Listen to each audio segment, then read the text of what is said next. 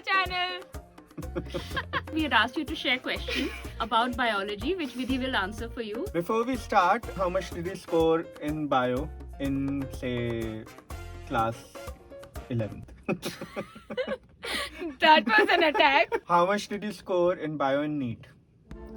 I don't remember, but very bad marks. Like very, very bad marks. Like very bad marks. I think NEET में आपके सबसे कम bio में ही आए थे. तो क्यों आप इतने बड़े fail? It's not that I don't want to be happy. बहुत सिली मिस्टेक्स करी मैम. लाइक ऐसा कुछ नहीं था जो आता नहीं था मुझे, बट वही वो ऑप्शन नहीं पढ़े, ज्यादा दिमाग लगा दिया, ये सब किया. तो मैं क्या बोलूँ, I have no justification. KVPY में कितने आए थे bio में?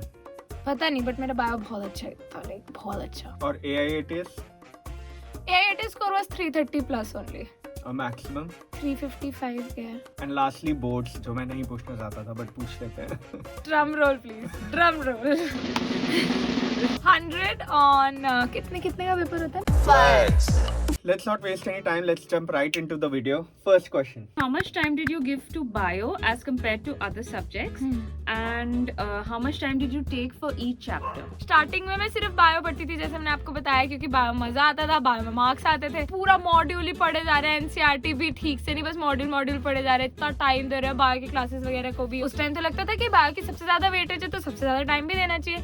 बट धीरे धीरे, let me tell you, 12th के एंड तक आते आते सबसे कम बायो पढ़ती थी मैं, सबसे कम. मतलब ऐसा होता था मेरे टाइम टेबल में, जब पूरा मतलब थक हार मान जाओ ना आपकी, अब कुछ नहीं हो रहा, तो बायो पढ़ो. रात को 9-10 बजे के करीब मैं शुरू करती थी. एंड दिन का मैक्सिमम 2 घंटा, जिस दिन छुट्टी है पूरे दिन, और पूरे दिन फिजिक्स केमिस्ट्री बस. So always work on your weaker sections. How many times did you revise NCERT before NEET? ना मुझे अब याद नहीं, मैंने बहुत बार पढ़ी है NCERT. लॉकडाउन में तो फ्री हो गया तो ना, कुछ करने को ही नहीं है, तो यही करो. या तो ये करो या YouTube चैनल खोलो. वही चीज़ है. How did you study diagrams? मैंने क्या किया था कि मैंने ना NCERT की PDF डाउनलोड करी थी. रास्ते में आते जाते मैं करती थी कि स्क्रीनशॉट ले लिया हर डायग्राम के, और उसको ना जो लेबलिंग है वो एडिट आउट कर दिया, और फिर उसको एक एल्बम में सेव कर लिया सारे डायग्राम्स. और फिर उन डायग्राम्स को मैं पढ़ती थी और फिर मैं याद करती थी, अच्छा ये है, लेबलिंग ये है, और फिर असली वाले से क्रॉस चेक करके देख लिया कि ये नहीं आता. और अब तो आप लोगों को जरूरत नहीं है, अब तो शायद अमन तिलक भैया ने और शायद आर्यराज सिंह भैया ने भी PDF डाल रखे हैं सारे डायग्राम्स के without labelling. So, Vidhi, a lot of people have asked us, is it enough to study NCERT? NCERT, okay. It's a very important question. Actually, मुझे भी हमेशा से यही क्वेश्चन सुनने को मिलता था. But before that, We really like to thank Unacademy for helping us bring this whole video series to you. so if you don't know Unacademy is a platform that I have personally used. We used to hear endlessly about Aman Dattarwal Bhaiya all the time. Unacademy आप use कर सकते हो for studying, for your doubts, for assignments, question practice, Oh, you know tests, what? everything. How about we do a live doubt clearing session? Okay, so HC Verma है and इसका thermodynamics का एक page निकाल के दिया है. Select any question इसमें से. So I like this. How to get the smiley face? Okay, so I'm taking a picture. Lockdown वाले दिन की याद आ गई जब मैं भी फोटो खींच के अपने टीचर्स को भेजती थी. ऑब्वियसली वो अगले दिन रिप्लाई करते थे क्योंकि वो भी बिजी होते थे. Uploaded. There is physics. आ गया. That's a smiley. This is like the future of studying. Even Unacademy ने हमें बोला था कि 1 घंटा लगेगा सोल्यूशन आने में, तो हम 1 घंटा पहले शूट कर रहे थे ये, एंड तो came in like- उसी टाइम आ गया. Yeah, and the best part, if you have an Android phone, which I don't, you can get this absolutely free. So go and get your doubts clarified now.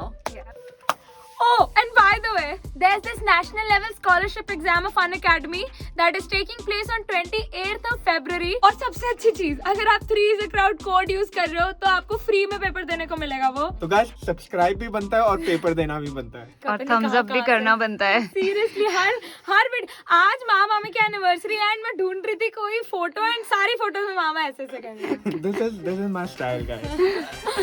Okay, so I think we'll see you guys later. ये नहीं बोलना है. हर video में ये नहीं बोलते हैं. Automatically निकलने लगे. So coming back, is NCERT enough? मैंने जितने टॉपर से एनकाउंटर किया, इवन कोरा वगैरह पे देखा है, तो वो लोग यही करते थे कि वो ना एक बार या 2 बार मैक्सिमम मॉड्यूल वगैरह से एक्स्ट्रा इन्फॉर्मेशन ले ली, या जो उनको कोचिंग में क्लास में पढ़ाया। एक्स्ट्रा तो सभी पढ़ाते हैं क्योंकि कुछ क्वेश्चंस एक्स्ट्रा जरूर आते हैं। लाइक आप ना अपने पेपर को जानो। सबसे पहले आपको पता होना चाहिए कि नीट में 95% एनसीईआरटी से आता है, 5% बाहर से आता है। तो आप ये देखो ट्रेंड्स पिछले ईयर्स के कि कौन से क्वेश्चंस बाहर से आ सकते हैं। जैसे कि मान लो जेनेटिक्स से कोई क्वेश्चन बाहर से आ गया, तो जेनेटिक्स मैंने भी थोड़ी एक्स्ट्रा पढ़ी थी, तो जेनेटिक्स आप पढ़ लो एक्स्ट्रा। मैंने वाइले की बुक से पढ़ा था फॉर जेनेटिक्स। कुछ एक्स्ट्रा चीज़ें होती हैं जो बिल्कुल ही रेलिवेंट होती हैं, बहुत ही ज़्यादा। तो अपनी क्लास में आपको जो टीचर ने बोला है कि ऑल्दो ये एनसीईआरटी में नहीं है बट इससे क्वेश्चंस आते हैं, वो चीज़ें पढ़ लो। अपनी मॉड्यूल में एक्स्ट्रा होगा 100%, जो आपको लग रहा है कि क्वेश्चन आ सकते हैं अंडरलाइन कर लो, नहीं याद रखो जितना आपको लगता है क्वेश्चंस में आ सकता है। A lot of you have also asked for tips on reading NCERT, और आप नोट्स कैसे बनाते थे NCERT से? कैसे पढ़ना चाहिए NCERT, मतलब वो तो आपको अपने हिसाब से डिसाइड करना है आपको कौन सा बेस्ट वे लगता है। बट मैं 3 मतलब उसमें पढ़ती थी NCERT। पहले मैं सिर्फ पेंसिल से अंडरलाइन किया जो इंपॉर्टेंट चीज़ें हैं वगैरह, वो सिर्फ मतलब फर्स्ट टाइम तो स्टोरी की तरह पढ़नी होती है NCERT। फिर उसके बाद थोड़ा जब एक FT वगैरह दे दिया तो पता चल गया ओके यहाँ से क्वेश्चन आ रहे हैं, मॉड्यूल सॉल्व कर ली, तो फिर वो क्वेश्चन मार्क कर दिया। ओके यहाँ से क्वेश्चन आया, यहाँ से क्वेश्चन आया, हाईलाइट कर लिया, अंडरलाइन करके स्टार वार मार दिया। थर्ड राउंड होता था AIATs वगैरह के लिए, फिर तब तक तो ये हो जाता था कि पता है कि ये इंपॉर्टेंट चीज़ें हैं, वही सब पढ़नी है। ओके तो जैसे ये पूरा एक पैराग्राफ है, ठीक है, और इसमें आप पूरा अगर हमेशा पढ़ोगे तो फिर तो आपका बहुत टाइम वेस्ट होगा। तो मैंने इसमें इंपॉर्टेंट लाइन अंडरलाइन कर ली, और ये थोड़ा एक्स्ट्रा मॉड्यूल की नॉलेज या कोई कॉन्सेप्ट कोई फ्लो चार्ट है वो बना लिया। ये देखो ये जो स्टार मार्क्ड है ना, इन यंग वेरी इंपॉर्टेंट लिखा है, मतलब ये यंग में ही होता होगा, ये बहुत बार पूछा गया होगा या कंफ्यूज किया होगा यंग और ओल्ड को। तो यंग पे मैंने सर्कल मार के वेरी इंपॉर्टेंट स्टार मारा हुआ है, यहाँ पे भी स्टार मारा हुआ है, ये डायग्राम पे भी स्क्वायर बना लिए ताकि आपके अटेंशन में आ जाए बेसिकली। और फिर अब आपको पूरा ये नहीं पढ़ना है, इस पेज में आप यही सब आपको पता चल जाएगा क्या क्या पढ़ना है। कलर कोड भी करती थी, 2 हाइलाइटर्स यूज किए हैं, ये थोड़ा कम इंपॉर्टेंट, पिंक वाले सबसे ज्यादा important. Frequency of questions asked या फिर कितना इंपॉर्टेंट है वो लाइन। फॉर एग्जांपल ये सबसे ज्यादा इंपॉर्टेंट है तो ये ऑरेंज से कर दिया, यहाँ पे सर्कल मार दिया। ये ब्लू थोड़ा कम इंपॉर्टेंट है, ग्रीन और कम इंपॉर्टेंट है, ऐसे करके। एंड सर्कल मार के ये देखो नीट 2018 में पूछा था, मतलब यहाँ से आ सकता है दोबारा क्वेश्चन। और ये थोड़ा एक्स्ट्रा चीजें जो मॉड्यूल वगैरह से कॉपी कर ली, और ये थोड़े निमोनिक्स वगैरह इधर लिख लिए साइड में। हमें तुम्हारे टीचर्स बोलते थे कि ये जो ये है ना, ये तुम्हारे भरने के लिए दिया हुआ है उन्होंने इतना मार्जिन, वरना वो क्यों देते। AIATs PA मतलब प्रीवियसली आस्क्ड, और मेनी टाइम्स मतलब 2 एरो मारे में। 1 एरो मतलब थोड़ा सा मिस कर सकते हो, बट 2 एरो मतलब कि बहुत बार पूछा है AIATs में। रॉन्ग क्वेश्चन मतलब रॉन्ग टाइम, रॉन्ग मैंने आंसर किया है 3 बार, मैंने इस टेबल से गलत आंसर किया है, तो मुझे पता चल गया कि ये जरूरी है। मैंने ये सब भी लिखा हुआ है कि ये KVPY में आया, ये एक्स्ट्रा इन्फॉर्मेशन है सारी। कोचिंग में जो सर ने पढ़ाया था उससे नोट्स बना लिए कुछ कॉन्सेप्चुअल। ये वो था कि मुझे क्या क्या चीजें थोड़ा अच्छे से यहाँ पे लिखनी है, वो अब मैंने लिख दी। ऑल्दो ये भी सारे मतलब क्वेश्चंस होते थे कि जैसे कि अगर लूप ऑफ हेनले स्ट्रेट हो गया तो क्या होगा, अगर स्ट्रेच रिसेप्टर्स एब्सेंट होंगे तो क्या होगा, सबसे ज्यादा कॉन्सेंट्रेशन ऑफ यूरिया कहाँ होती है। तो अगर आप ऐसे ही पढ़ोगे तो आप Sorry. Meanwhile, this is what Abida is drawing. कई लोगों ने पूछा था कि डायग्राम्स कैसे बनाने चाहिए। मामी ने बायो की वीडियो के लिए यहाँ पे बॉडी की जगह हार्ट बनाया। नेक्स्ट क्वेश्चन है कि आपने NCERT के अलावा और कौन कौन सी बुक्स की हैं, और स्पेशली MCQs वगैरह बायो के लिए किससे किया? MCQs वगैरह मैंने तो डॉक्टर अली की बुक से जेनेटिक्स किए थे, जो मैंने आपको बुक्स वाली वीडियो में बताई है, you can go watch it.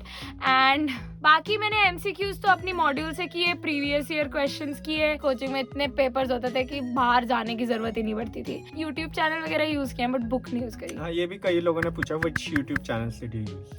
YouTube channels I used Unacademy, Anand Mani sir, and I used V Biotonic, Vani ma'am। बहुतों ने ये भी पूछा कि जैसे chapters like anatomy of flowering plants, morphology, plant physio, animal kingdom, जिसमें इतना सब रटने का है एंड ज़्यादा conceptual नहीं है एंड इतना डिफिकल्ट टाइप की चीज़ें हैं compared to जो आप 10th में पढ़ के आते हो। वेरी ऑनेस्टली 12th के एंड तक भी मैं वही चैप्टर्स थे जो एंड तक रिवाइज करने पड़ते थे क्योंकि वो भूल जाते थे। बट मैं एक दो चीज़ें बोलूँगी कि ये सारे चैप्टर्स ना आप अपने फ्रेंड्स के साथ डिस्कस करो, निमोनिक्स बनाओ, जैसे कि प्लांट मॉर्फोलॉजी है तो उसमें मैं एक्चुअली हम लोधी गार्डन वगैरह जाते थे लॉकडाउन लॉकडाउन में, तो मैंने एक्चुअली में नोटिस करना शुरू किया, ओ ये पिनेटली कंपाउंड लीफ है, ये पामेटली कंपाउंड है, ओ अच्छा ये इसमें ये इन्फ्लोरेसेंस है, ये गैमोसेपेलिस है, ये पॉलीसेपेलिस है, और मैंने नोटिस करना शुरू किया तो मुझे ज्यादा याद होने लगा। आई डोंट थिंक कि मैं आपको ऐसा ये बता सकती हूँ कि आप ये चैप्टर्स कैसे याद करो। It's just repeated revision revision revision, mnemonics बनाओ। हमारे ना इतने सारे जोक्स चलते थे, अभी तक मुझे याद है कैना एसिमेट्रिकल फ्लावर का एग्जांपल था। हमारे एक टीचर आए थे, उन्होंने बहुत फनी वे में प्रोनाउंस किया था वो, और उसके बाद से हम भी उसको काना काना काना बोलते थे। ये तो खैर बहुत लेम चीज है, बट वैसे हमने इतने सारे इस पे जोक्स और इंसिडेंसेस रिलेट कर लिए थे कि पेपर में आते थे, मुझे तो कभी कभी हंसी आ जाती थी कि ओ भाई इसमें तो हम ये बोलते थे। बेसिकली जो चीज डिफिकल्ट होती है, make them part of your life.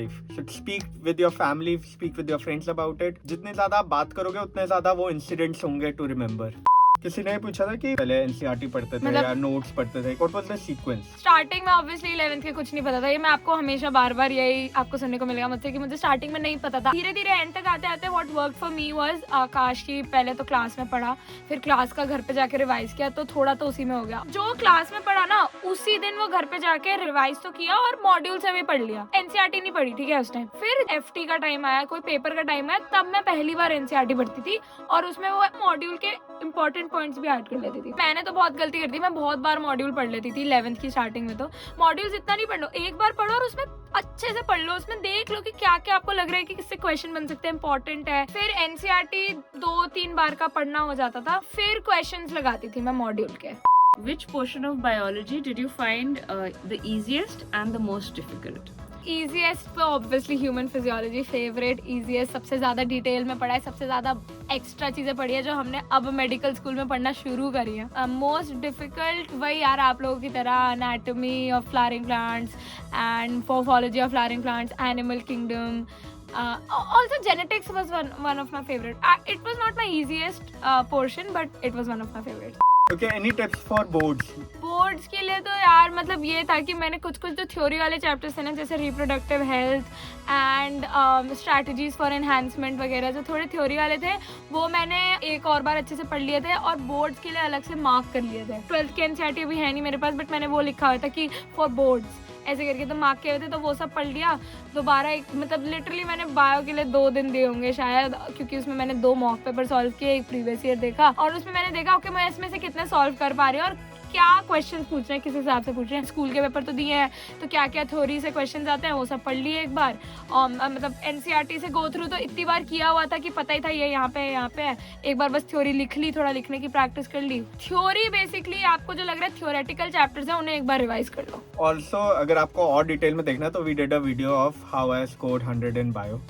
Any tips for KVPY? KVPY पूरा एनसीईआरटी से आया था गाइस, बिल्कुल नीट वाला वो था, थोड़ा सा कंसेप्चुअल कॉन्सेप्ट्स पढ़ो गाइस, मजा आता है उसमें, आपको समझ में आएगा ज्यादा। तो कंसेप्चुअल नॉलेज अगर आपकी है बायो की, हर जैसे जेनेटिक्स वगैरह से क्वेश्चंस आए थे, एवोल्यूशन से क्वेश्चंस आए थे, इन सब को आप थोड़ा एक्स्ट्रा पढ़ लो। बाकी तो पूरा एनसीईआरटी आया था यार, मैं क्या बोलूं। बट आई गेस इंटरव्यू के लिए आपको एक्स्ट्रा इंटरव्यू के लिए तो काफी एक्स्ट्रा पढ़ना पड़ा, बट इंटरव्यू के लिए लाइक आपको 2-3 टॉपिक्स ही आपको आपके जो मेन आपको जो सबसे अच्छे लगते हैं वो पढ़ो। तो मैंने तो ऑन्कोलॉजी पढ़ा था एंड मैंने जेनेटिक्स पढ़ा था एंड मैंने बोला था human physiology.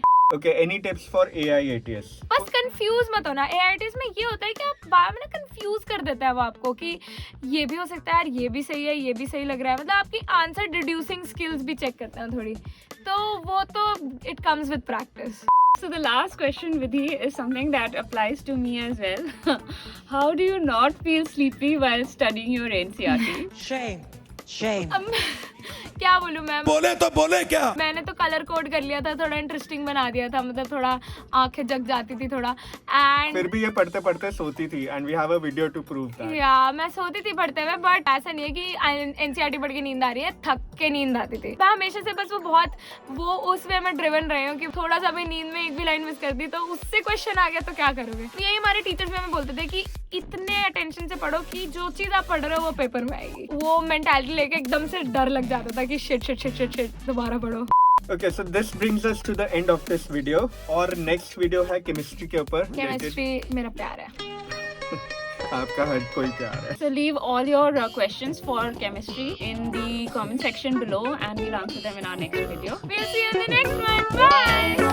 Okay, so the first question is, Vidhi, आपके बायो में राइट वो देखना जैसे हमने इंग्लिश बोलना पूरा मुरझा गया वो 1 2 3 start hi guys welcome back back to our channel. Like there was no enthusiasm. 1 2 3 start. Hi guys, welcome. क्या Back. बोलना नहीं है क्या? हम बोलो अच्छा सिर्फ मैं बोलूं? हाँ Okay. 1 2 3 start Hi guys, welcome back to our channel. गंदी से ना बोला यार disgusting है मुझे इतनी इम्पोर्टेंस की आदत नहीं है. Let me say. let me say 1 2 3 start Hi guys, welcome back to our channel freeze the crowd. Oh man, you're just ruining it. So आज का टॉपिक है about. So today is the second video of our series which Three is videos. called. So today is the second video of our series 2 hours in 3 minutes. What was it called? Sorry. 2 years and 15 minutes come on 2 hours and 3 minutes really So today's video is called 2 years of my biology in 15 minutes. आपको बोलना ही नहीं देना Years of चाहिए my biology. तो आज की video का title है यार ये हम बहुत बकवास कर रहे हैं वीडियो स्टार्ट ही नहीं हो रहे हैं. गलती किसकी है? So today's video is called 2 years. how do we shoot a video in 2 hours So today's video is called 2. 2 years of Right, think. Calm down. Think. 2 years of my ये biology. क्यों बोलना क्यों है 2 years of? अरे video तो introduce करते हैं title. आप चुप हो पिछली बार जाओ तो नहीं किया था इंट्रोड्यूस ऐसे. मामी जस्ट बिकॉज़ मामा बोल नहीं पा रहे एक sentence So today's video is titled 2 hours of. नहीं शूट कर सकते आज नहीं शूट हो पाएगा छोड़ दे बंद कर देते हैं. हो गया. okay bye guys see you later